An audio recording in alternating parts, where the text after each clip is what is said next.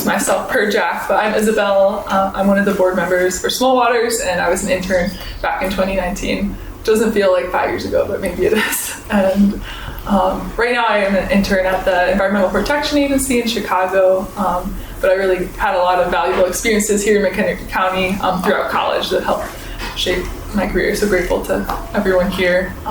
And yeah, we're just excited to hear from these folks today about how they got to where they are and their perspectives on caring for the planet that we all share. So first thing I'd like to ask everyone to do is just to take a couple minutes to share your background and your story and how you got to where you are today, I guess, and what led you to get involved in the environmental realm. So. I'll kick it off. I went to the far end thinking I wouldn't start here. That's why I said it. I'm Caitlin. My mom and my dad love each other very much. That's why I'm here. But you're supposed to laugh at that. Anyways, so I'm here because I grew up doing a lot of outdoor activity. I love being in the outdoors. My mom started gardening when I was little, and I was always being outside, just enjoying seeing how wildlife was able to be in open spaces, being like that, so you can create a garden and draw that into your world, as well as going into their world and seeing what's there, and really just coming to enjoy the quiet and the peace and just being outdoors and loving that. And over the years, by coming and hiking through naturalized places, for instance, Boone Creek Conservation area over here in Bull Valley, I was able to, truly enjoying that experience of walking through there. I once met upon actually Isabel's mom, and I think actually you, I don't remember very well, but sitting there birding, I was able to, and after I draw off a conversation, I learned about the restorative work that they've been doing there, and I expressed how much I've loved being able to experience time in this place and enjoy the wildlife there. And I just felt myself drawn to help be a part of that, and wanting to preserve it and make it better in a way that other people can come and enjoy this space the way that I have had growing up. So that's where I come from. I don't have so much a outdoor science background, but I certainly grew up learning the ways of outdoor sciences by just being out there. So that's me. Thanks, Katie. My name is Nathan Kutak, and I'm a herpetologist, and I'm currently working as a field technician under the Illinois Natural History Survey. So we're sampling for endangered and SGCN herpetofauna along the Illinois River corridor. And I'm also a collections associate at the Field Museum in Chicago. So I study amphibians and reptiles, and I had a very unconventionally early start. So I started when I was around 12 or 13, and have pretty much always been interested in regional herpetology and have since expanded that. But what really started it for me was reading manuscripts that were published by consultants and regional herpetologists on McHenry County herpetology in particular. And I had one paper that I treated as the Bible and would carry around with me, and would kind of use that as the basis for searching for snakes within biking distance of my house. And that eventually expanded into getting a copy of Phil Smith's book from 1961, and then thereafter working for the same agency that Phil Smith worked for. So, that's to sum it up. That's pretty much my background in it. And I hope to continue working under the Natural History Survey, hopefully throughout my career, and kind of follow in the footsteps of those same people whose work inspired me. I'm Anna. I'm on the board of directors as well. My family moved out to a farm in Harvard about 9 years ago, and we started an organic farm, and we're trying to be as sustainable as possible, so that's where I am at now. But I currently work at Lake Forest College as the Environmental Studies Department Assistant. So I manage the greenhouse and the student garden, and there's a few established restoration sites on campus that we maintain. So I maintain all those areas, and I hire the student workers and train them for all those things. And then I also take students on field trips and do a lot of like botanical research and stuff like that. And the majority of my job is plants. And then, fun administrative work as well. But I got into the environmental scene because my parents definitely prioritized us being outside as children.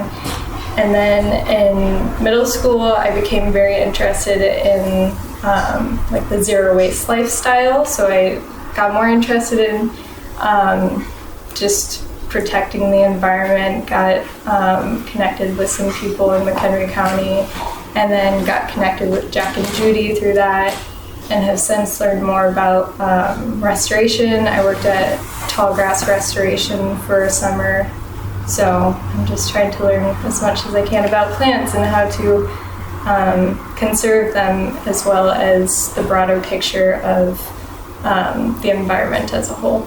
So. I'm Chloe. I work in politics and coffee. I got started in environmentalism. It's been a long journey, but I come from a line of women who were advocates. My grandmother's Lou Ness, if that rings a bell for anybody, and she helped open the first domestic violence shelter for women in McHenry County. My mom is Suzanne Ness. She's a state rep of District 66. So I come from a strong line of women who really empowered me to take action in things I cared about. Not only that, they really cared about the environment as well, and that, obviously I latched onto that. So as a kid, I was always outside, and my parents really prioritized sustainability in our household. And I started to take like environmental courses in high school. And I actually started off in college in environmental studies. COVID kind of changed my trajectory a little bit, but definitely want to go back for a master's in environmental studies. But I don't, unlike these folks here, I don't necessarily have a job in environmentalism, but environmentalism obviously intersects politics and coffee really heavily. So I'm really interested in things like sustainable fashion. Everything I'm wearing today is sustainably sourced from thrifting, and yeah, it's just I just carry it throughout everything I do every day. So that's me. I'm Sophia. My parents are both super outdoorsy ever since I was a kid. But my mom went to college when I was young and got her degree, which at NIU, which I got to follow and be a bit of a part of, especially during the summers when she was at her internships. So like when she worked at the Richardson's Foundation, more south of here. So I got to kind of be there when she would catch and tag deer and turtles and stuff like that. But the first time I really actually got to take part in things was when we first moved here to McHenry County, and they had this volunteer system here at the Land Conservancy where I actually got to be a part of it. And my mom would drag me kicking and screaming to these volunteer days, but I actually really liked the people there and the environment. And I ended up getting an internship after my freshman year of high school at the Land Conservancy. That really pushed me to get into the into that environmentalism and into that field, and it really opened my eyes to that world that I had been exposed to at a young age, and really got me interested.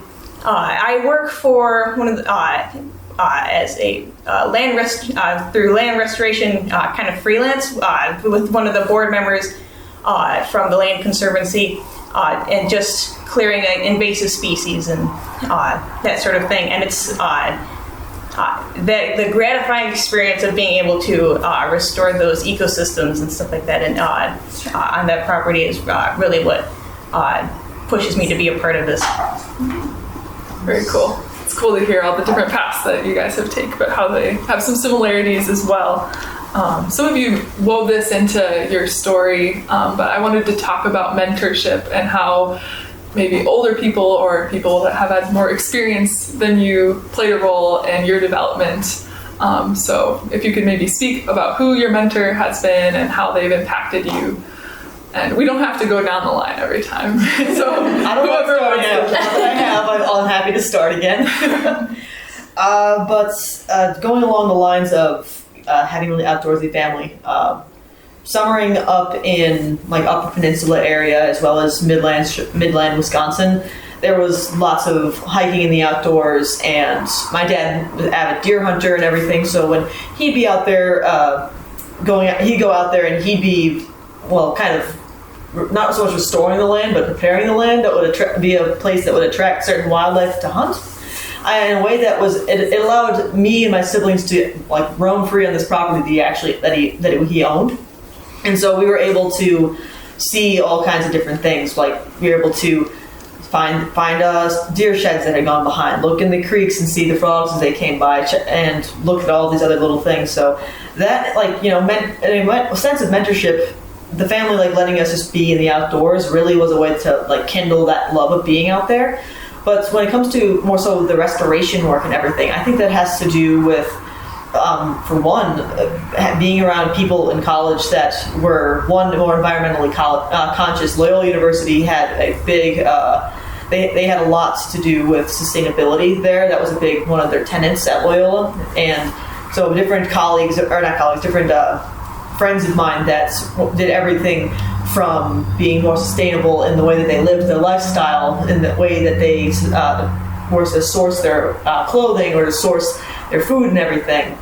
I know that one time in my dorm, actually, we had a whole week of like I think it was No Impact Now was the book also that went with it, and finding ways to live your life with the smallest footprint possible. I kind of started that for us, but then and bringing that into your mind and then bringing that back more into being in the outdoor spaces, it really kind of helped to kindle the more of the appreciation for when you have a wilder space, that you can see that there's been such little impact or positive impact onto a part of the land that perhaps was negatively impacted in the past, to bring it back to what it was before we were once here, restore it back to its natural state. And I think that's honestly, like, working with Brandy Dunn has been really inspiring, because I hear her talk about her work with the Xerxes Foundation, with pollinators, and talking with other members of the McHenry County Conservation District, and them talking about the research that they've been able to do. It makes, for one, I'm an indoor engineer. I'm not in the sciences the way that you two were. I know that you mentioned it, but it makes me sometimes think, like, man, I picked the indoor science, not the outdoor science. I kind of wish I'd gone the other way. But it's really inspiring to see that even if you're not coming from that kind of background, like, you just were someone that enjoyed the outdoors, like, you were able to have people that had key moments in your life that just kind of helped to bring you into more of a mindset that you could do something, that you could give back to the wonderful things that you love. So I think that's, working with Brandy, family and friends that I've had over the years, it just kindled a love for being able to give back and bring things back to their native space.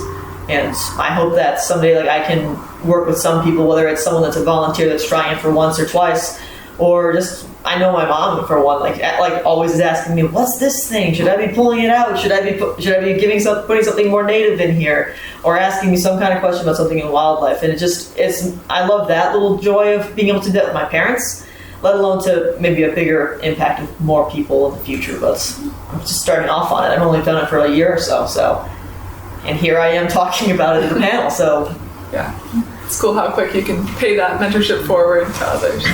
Yeah. I was going to build off of what you said, and I'll get to that point, but to begin, my mentors, again, I'm not in an environmental field necessarily, but it's obviously embedded within my life. I mentioned my grandmothers. They've been a huge impact on my life. So my grandma, my Mima is what we call her. Her name's Lou. she has always had a garden, and she now has like a vegetable garden next to their home, and she could just name every plant ever and knew how to care for it. She has like the biggest green thumb, and I always like I wanted to be somebody that knew that as well. So my Mima is really impactful on my environmental outlook, and so is my mom. As I mentioned, my parents are very environmental forward. I convinced them to get solar panels, and like together we've kind of together we like really started a neighborhood trend with that one too.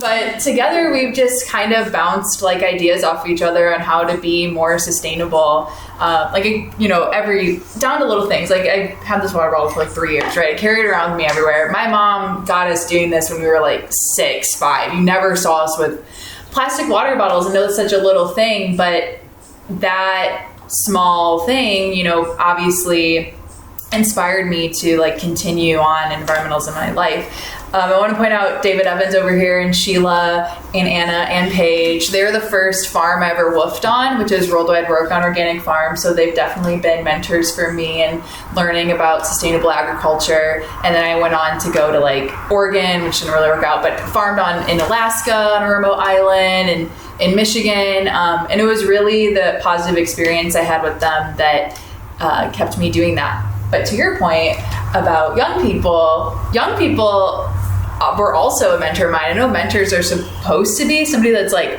older, but when I stepped into college, I was surrounded by these people who kind of, they had more experience than me in environmentalism. And I just really took after their like fire for it. And I went to school in the city, so we'd be at protests all the time, and we'd, be in the library and talking about it. Like we just bounced these ideas off of one another. And so young people were really mentors for me as well.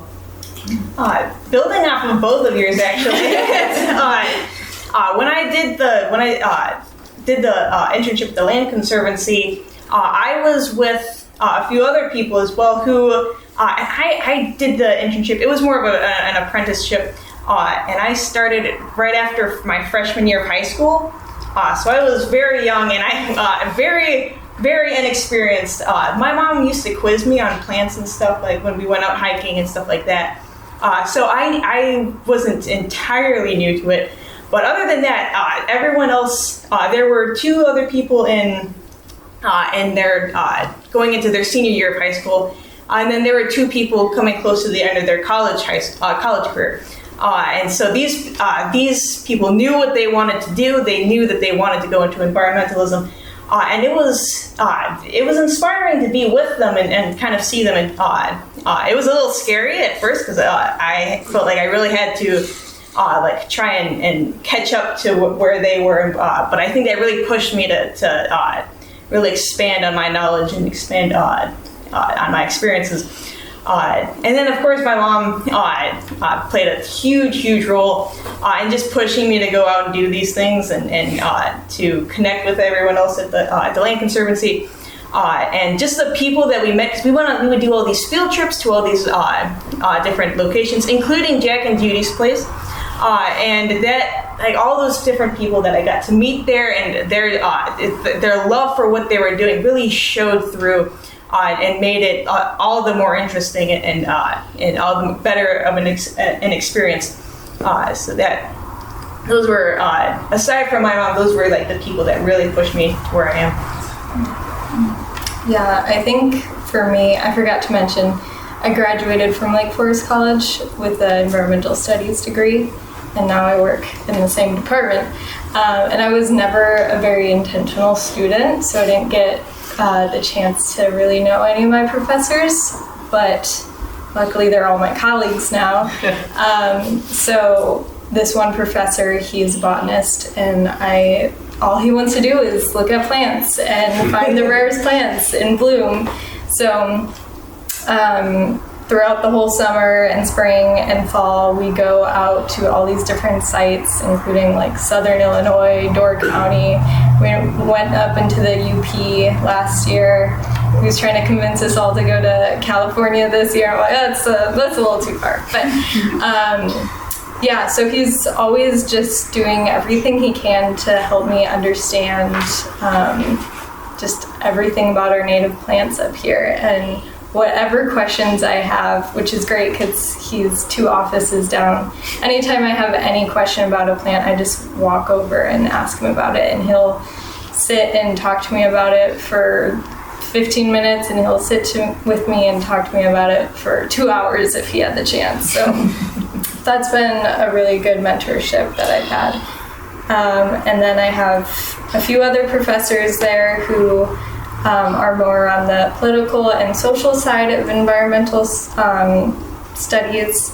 So there's one who does a lot more with environmental socialism, and then there's a few professors who do a lot with like environmental art and then restoration. And so it's just nice because I work at this place where everyone's an expert and everyone wants to teach me. So everyone there is a really good mentor for me. And then, of course, Jack and Judy, they actually visited me at the college and just walked around with me and gave me advice on the restoration sites. And I come here once in a while, and I literally every time I talk to them, I learn something new and then have all these new ideas that I bring back to either our home or to the college. And so they've been really good mentors to me as well. I think that it's hard for me to point to kind of any one person, but I think that there's, I guess for 2 things. For Alan Kressler, who is a hydrologist for the USGS and a caver and photographer, for kind of teaching me to be a holistic naturalist and ask questions about everything, even if it's well outside of my realm of interest. And then to Tom Anton, who's a regional herpetologist, and my colleagues at the Natural History Survey, who kind of laid the foundation and provided an introduction to academia and to science, and kind of refined my understanding of scientific thought and how you carry out projects and the logistics and et cetera. So those are the 2 people that I think disproportionately influenced my thinking and then my path as a naturalist and as a scientist. Very good. I'm definitely grateful to all those people for helping you guys become who you are. Next, I'd like to talk about maybe what challenges or barriers you've faced to your involvement in whatever field of environmentalism you're a part of, whether that's like misconceptions about your generation or maybe like institutional barriers. So something challenging, maybe. I've always felt with me that the main thing that the fact that everyone that I was around was so much more knowledgeable and so much more experienced, that was kind of more of a mental barrier for me, just because it was both inspirational and also a worry that I wasn't going to like live up to the expectations. But everyone was very nice about things, and they very welcoming, and they people want to teach you. But that for me was more of a thing that in myself that I had to consider as I was going forward. I can relate to that too. I'll bounce off of that I think the biggest barrier for me when it comes to just continuing to live a life of sustainability is just the overwhelming like feeling of defeat and hopelessness. I'm again work in politics, and that can be a very challenging space when it comes to environmentalism. There are obviously people in office that don't even believe climate change is real, and they spread misinformation, and it's really frustrating that people give them a platform, and B, listen to them.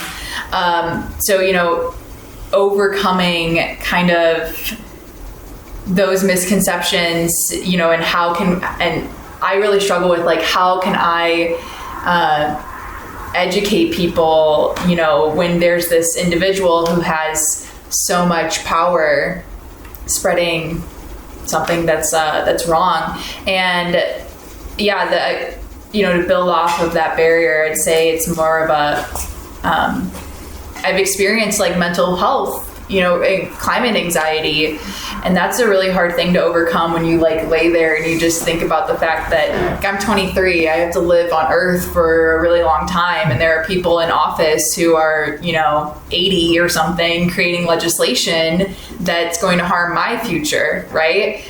They don't have to be alive in 80 years when I'm on this earth still. And yeah, that like mental and climate anxiety, that's definitely been a barrier for me.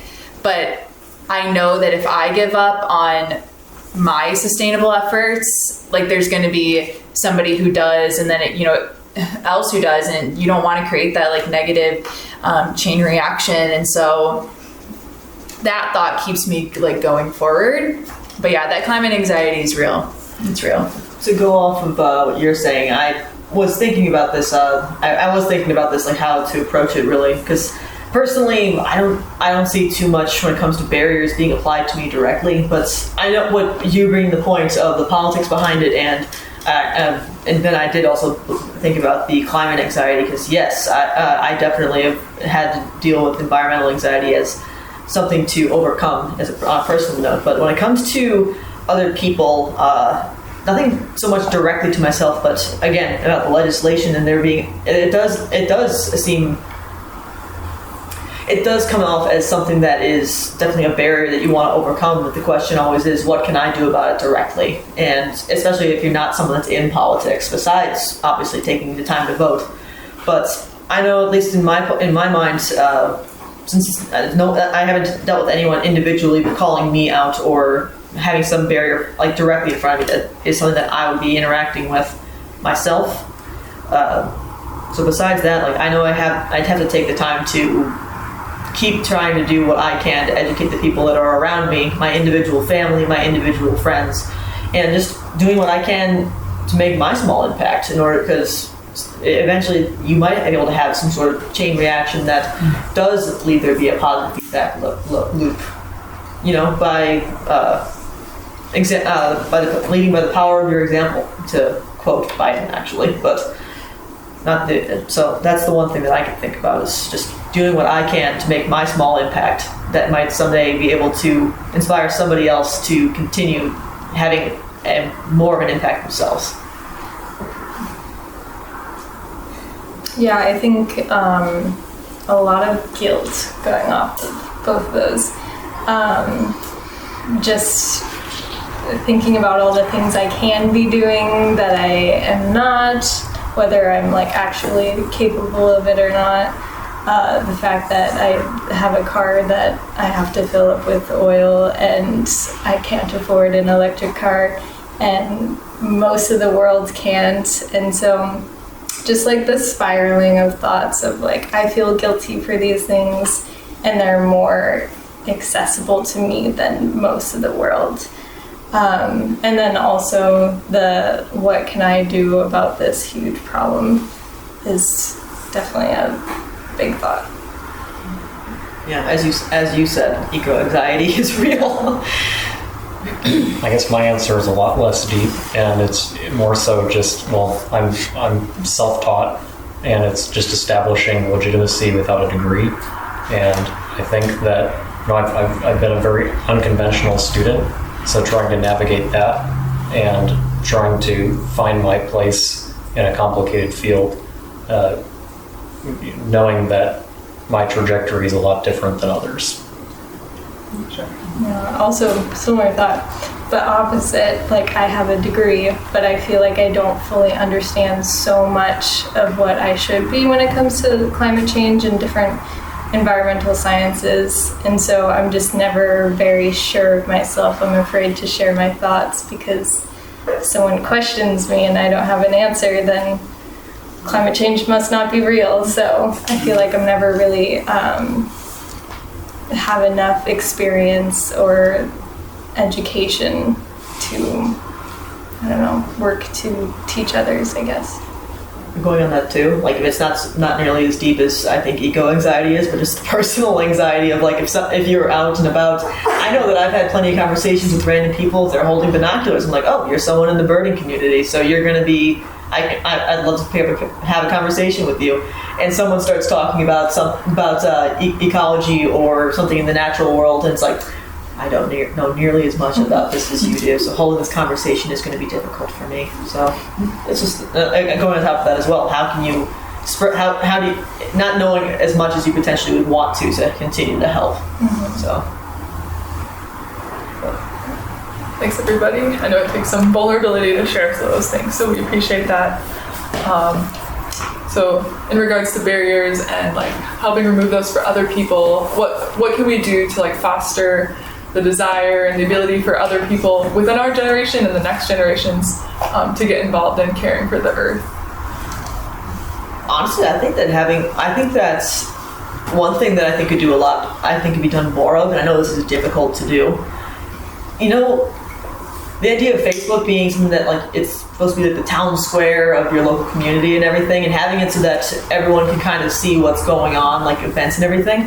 I wish that there was a better way to communicate different events that are going on in different communities. Because, for instance, I didn't know this community existed, and most of the communities that were in partnership, I only just heard a little bit of them. And I guess taking more time to be able to look myself actively to see what sort of communities are out there that I can get more involved in. Like that, for one, I think would be something that's like having some means to to have yourselves out there more often for the everyday people to be able to see, not just because I know, of course, all kinds of communities will go to high schools and elementary schools and start at the young level, but I know that there's also the more. I think that's targeting the more independent and more. Like I said, I'd say the more independent level of people, like just say 21 plus, basically, and so that they could be able to see, oh, look, there's this cool thing in my community that I might be interested in trying. Is finding some way to better communicate what you're trying to do and raise awareness in what your your message. Really, I think that would be a great way to, I guess, bring more people into the fold and make them understand and care about the environment or whatever it is your group is a part of. I think part of that too is making it more palatable. Like I think the way that it's been presented has been largely dry and flavorless, and I think that to convey the importance of it to the average person, it needs to be approached in a different way. And I don't necessarily know what that is, but I think that we need to alter the way that these messages are being delivered. Everybody has seen like the same pictures and the same infographics time and time again, and I really don't know what good that does if nobody's acting on it. Like I think a lot of that to me just instills like temporary and largely performative anger, and we need something that actually, or it needs to be presented in a way that actually conveys action rather than whatever it's currently doing. And there's also the what level of at some point some things get a little preachy, to be honest, and sometimes you lose people that might be interested in something if they feel like they're being talked upon with a soapbox, which I know that's something that some people, like I know sometimes people get turned off to something because of that, but also like in the sense of finding a way that it's approachable in a nice way is that. And also, you're gonna have to have all the different demographics, not just. I know I said the people of like the 21 plus independent, but you also have to find like ways to reach out to all the different demographics that are out there as well, not just, or like who knows how far out you can reach, because you might have. I imagine some people that are here today might be from across the border into Wisconsin. They might be in the southernmost or the outreaches of McHenry County, or not even in it. So it's a matter of reaching out to all those different people as well, seeing that if they are interested in what you have to, what your community is, maybe they would want to bring what they find here and recreate that in their community. I know I've seen certain people come from different counties for Boone Creek conservation and the habitat restoration we've done here. But I might be rambling. I also think too that conservation is just it's a privilege of, well, it is a privilege. Like, I think that, there has to be some financial incentive, or you have to meet someone halfway. And this is especially true in the tropics. Like, we're sitting here by virtue of benefiting from the destruction of our biological heritage, and you can't expect other countries to not want to do the same. So how do you, like conservation is important, but as does improving the lives of people in a lot of these places with imperiled habitats. So like I think part of it is making it a financially feasible option. And at the end of the day, I think money is kind of what talks over anything else. And so there needs to be that give and take. And you're bringing it up to the much more macro scale than I think I was referring to. So you are very right on that. Yeah, I wanted to say that like one way to encourage our generation or younger generations is to show them the beauty of like nature and our surroundings, but it is a real problem thinking about like accessibility, and not everyone has the leisure of, like for me, I can walk in my backyard and there's a forest preserve. I live right on Rush Creek basically, but if you think about people in the city, there's not very many natural spaces. They really have to go out of their way for them. So making things more accessible and finding those community groups is really helpful, because I know of a lot of people who are in the city and they're part of like niche community groups like fungus and orchids and stuff like that. And those groups are really great because it's just a group of really passionate people. And that's what encourages me the most. For example, I went to the plant symposium at the Chicago Botanic Gardens a few weeks back, and it was just a bunch of people presenting their research on different plant sciences they've gotten into. And that was super encouraging because nobody knows about their expertise. But now I'm really passionate about fossilized pollen, I guess. So just inviting people into those groups, those community groups, is really important, and then finding ways to make natural spaces more accessible and learning about them more accessible. And I have one last bit, and I'll finally let this continue to go down the line, but working on what both of you have said is that it is, in a way, a sense of for those communities, like say in the city, to really want to be passionate about it, it does take a certain amount of incentive. I know that the restoration work at Boone Creek, I started getting into that idea in general because I've had the privilege of benefiting from being so near it so often.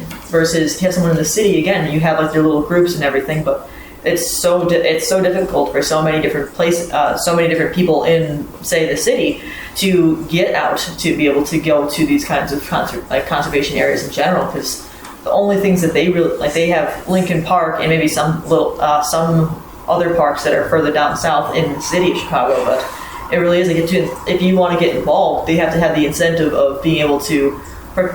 You're going to be less likely to go and help with something unless you're going to gain the benefit of being able to go there and enjoy the work you've done. I kind of wanted to build off what Anna and you just said. So I live in the city. I'm moving back into an apartment in August. I've been in and out for a long time, and there's actually a lot of natural spaces in Chicago. I think that Chicago is one of the cities that does a better job at creating natural space. I mean, we have 30 miles of public lakefront. And again, I like what you guys are saying, though, there has to be an incentive, of course. Not everybody is just naturally inclined to experience outdoors, especially if you're raised in the city. But there are a lot of parks like Humboldt Park and boulevards and Lincoln Park. Lincoln Park actually just came out an arboretum, by the way. So there's a lot of natural spaces in Chicago, and I wanted to bring up the Shed Aquarium. I think is a really great way for kids to get involved. I have a killer whale tattoo in case anybody can see it. I used to be really. I did camps at SeaWorld. Obviously, I have different opinions about it now, but.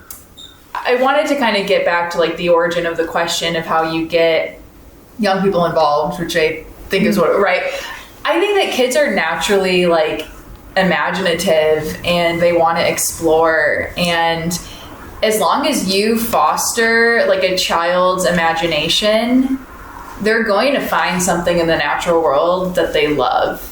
And adults need to continue to foster that feeling that they have. So for me, it was marine animals. So my parents, you know, a little girl growing up in the Chicagoland area, like, yeah, there's no SeaWorlds by me, but they sent me off to camp so I could go learn, right? And they brought me to the Shed Aquarium and they brought me to the ocean, and they fostered this desire for me to know and learn about marine life. And that really like triggered that's another thing that really triggered my love for the environment. So yeah, I think that we need to foster children's desires and imaginations at a really young age and keeping them involved. Thank you all. I think I want to open it up to questions, but first let's just thank our panel here for coming up here and sharing.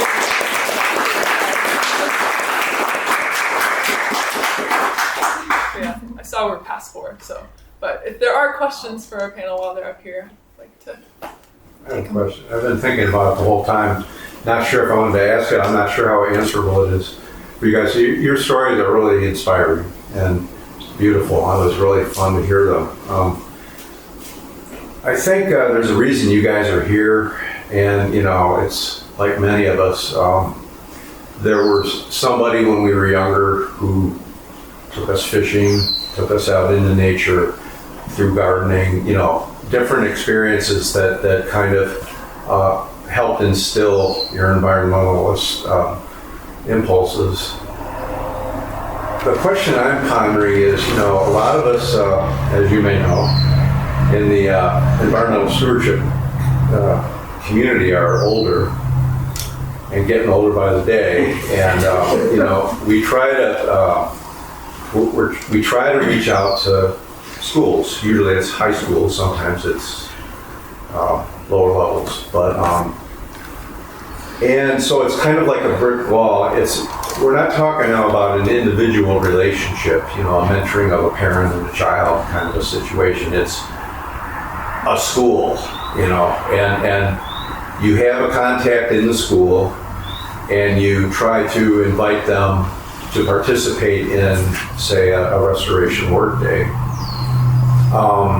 When they come out, you try to talk to them about why it's important, just so that you're not just putting them to work and they don't get anything out of it.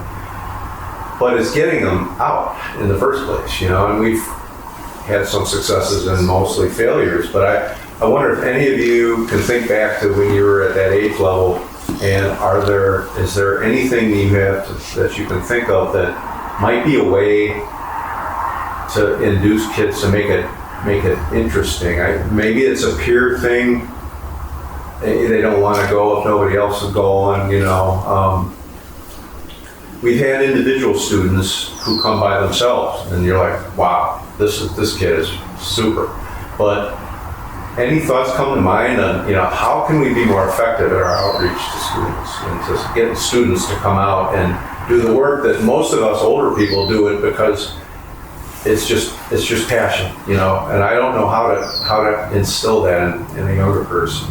I've had one-on-ones, but as a group, when you're facing like a whole school, potentially, you know, or parts of a school, lots of kids, potentially, getting them to come out. I mean, does anybody have any thoughts?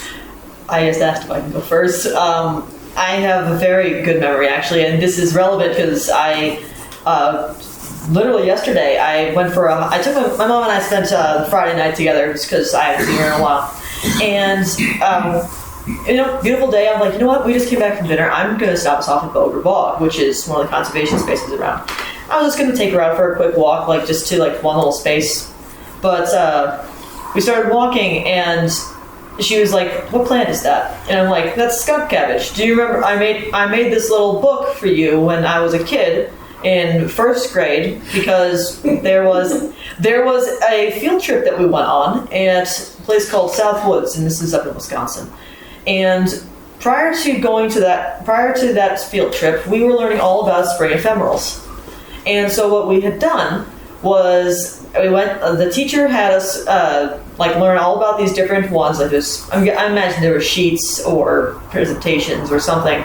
But we then went for a hike in this set of woods, and we took our little books that we had made, with the old hard cover, like just plain white. You get them at Michael's old school books, if you remember from back in the day. And we had these drawings that we had done of them, and we'd go to different sites with a map of this place to go and see these ephemerals. And just yesterday, that was one of the ones in the little book. My mom still has this book, by the way. And then we went walking a little more, and I kept able to point out these little ones to them, or to her. Like, yeah, this is the drum. This is the one that was on the front cover. I remember from first grade, this is a rarer plant. You don't get many of this species or this type of plant around. So it was amazing to me, because that's the first time I've seen it since that field trip back in the day. And again, looking at other ones that were there too, I imagine they're still in that book. I had to look. But to your point of things that might be able to bring more people into enjoying the outdoors and being able to just enjoy what's around them is a great class like that, and a greatly coordinated field trip with, I don't remember if it was just the teachers or if there was someone, like there was a conservation district person that was there. But I do remember going on that hike, feeling that sense of wonder of something that I just learned about, seeing it, knowing that I was only able to see it for a short period of time, and then again the next year again. So that's one that I can think of to get people at a young age to be excited about something, is an interactive subject at school, and then being able to go out and actually be demonstrated what it is that you just learned.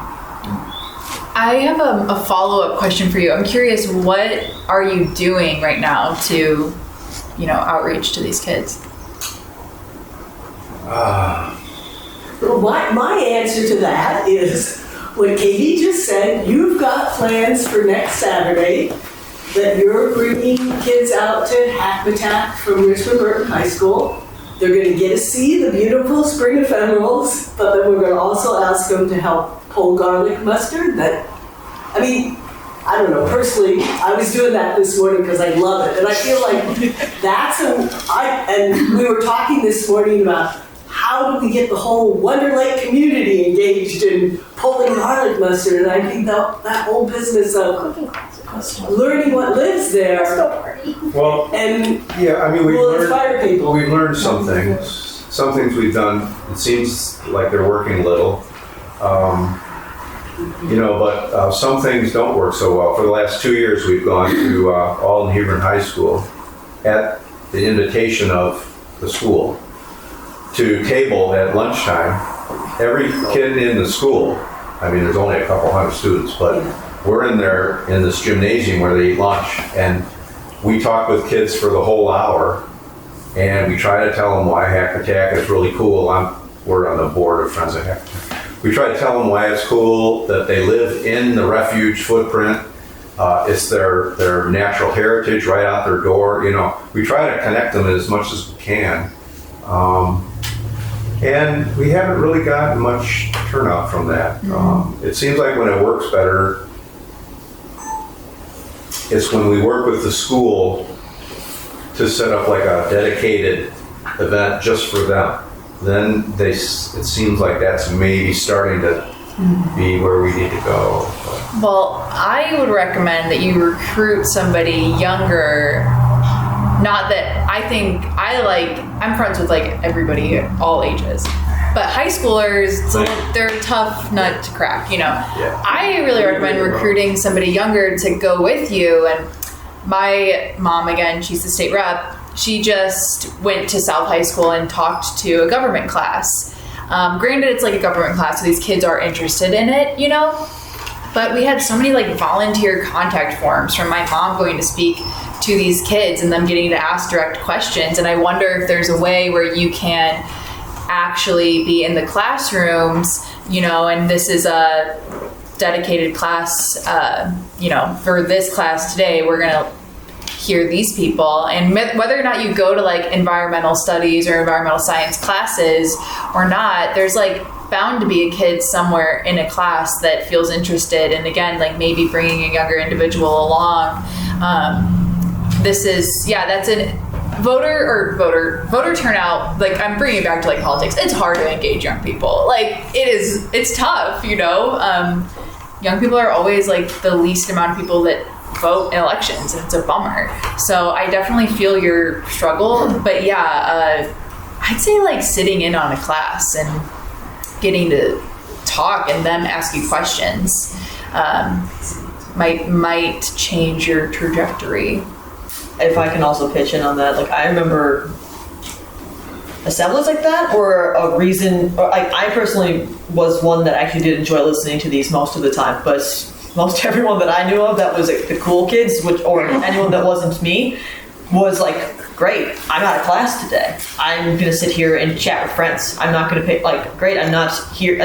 It's, I don't want to take wind out of sails to say something that might be incorrect here, but I think that personally, I don't know if it is the right approach to get certain people to be excited about something, because for them, and maybe I'm wrong here, but I think that's an assembly where you bring someone into place, like unless there's been like a unit ahead of time that people have gotten excited about the subject, it might just not have as high of an impact on them as it could perhaps, especially, but maybe if it was outside, maybe if it was something that like you brought them to Hack and Attack, and like I know that a lot of these places do have like kind of seated pavilions. Like I'm thinking of the one up in Glacial Park that there's all the stone seating and there's a circle there, kind of an amphitheater. That would be it might take them out of their space a little more. They might be more interested in it that way.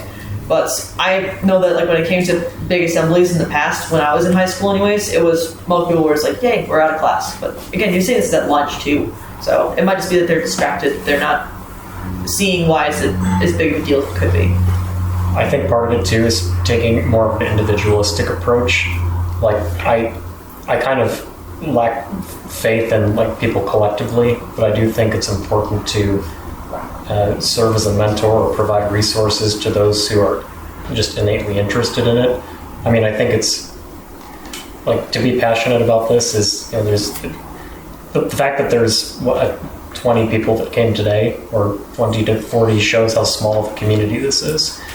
And I don't know if you're going to instill an interest broadly in these assemblies and work days, but I think that it's more important to facilitate the interest of one than